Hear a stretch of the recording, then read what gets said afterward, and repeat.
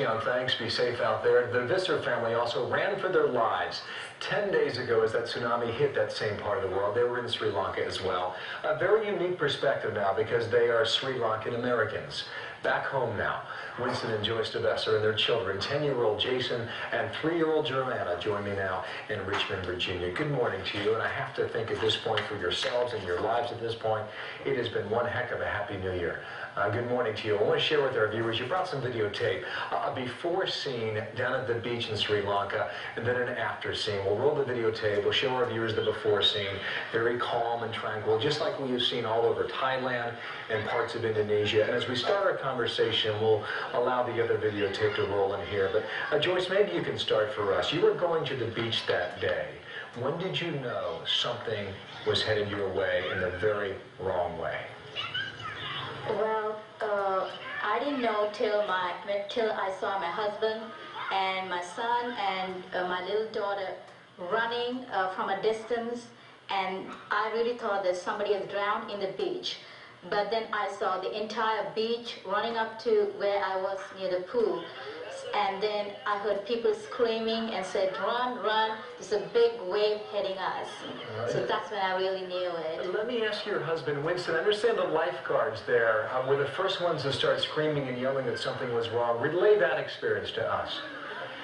In fact, when we were at the pool, we got there to the hotel around 10 o'clock, and by the time we had a cup of tea, and then we were at the pool with Joanna and my son Jason, and then we were going up to the beach, and my son was interested in seeing the beach, and as usually every 2 years when we go back home, we usually go to the beach and have a nice time along with our family as well. So, and then the lifeguard had apparently seen a sudden change in the beach where the water has drawn back quite a number of feet behind, and he was advising us that we should not reach to the beach at all at this time because of the sudden change.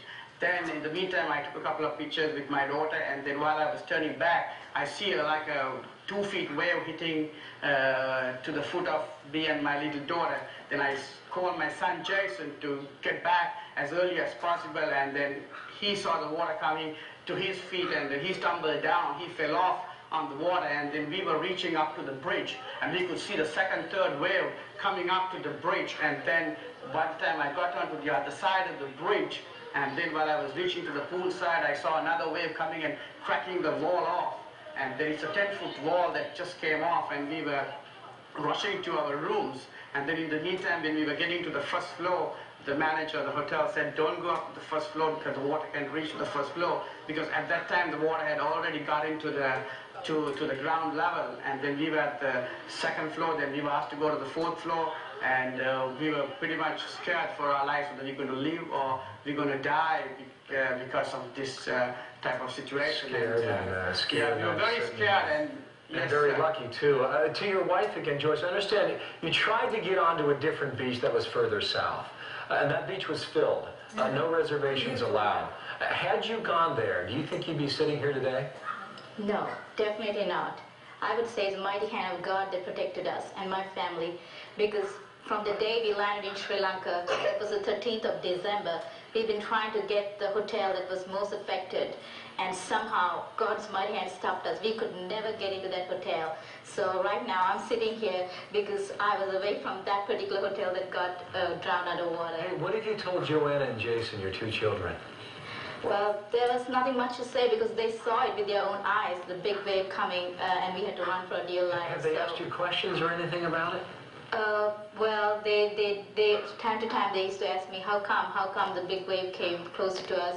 So I had to say that it was a sudden change in the sea, and we are safe, and we don't have to worry about. We are fortunate, and there are lots of less fortunate children over there who are dead. Yes. So I know they can't hear me. Tell us how they're doing. Right now they're doing fine. Can you say hi to them and say you're fine? Hi. Hey, good morning, Jason. Okay, good morning, Joanna. Our best to you, Winston and Joyce Visser, and thanks for sharing your story today. Thank you.